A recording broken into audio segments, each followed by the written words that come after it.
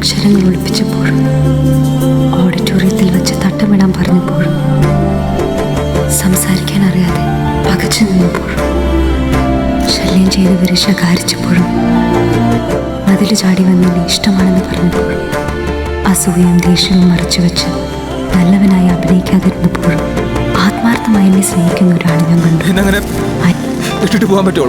റഷ്യെന്ന മുസ്ലിമിന് ഇന്ന് മറന്നേ പറ്റൂ. ഇങ്ങനെയാണെങ്കിൽ ജീവിക്കാൻ പറ്റില്ല. അവകാശമുണ്ട്. ഒന്നേപ്പടി ഗോപാലമാഷിന്റെ വീട്ടില് നിസ്കാരപ്പായ വിരിക്കാൻ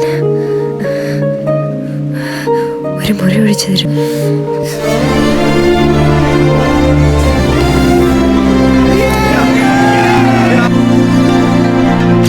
എനക്ക് ഇവിടെ കെട്ടിച്ചു തന്നെ. ഐഷക്കുട്ടി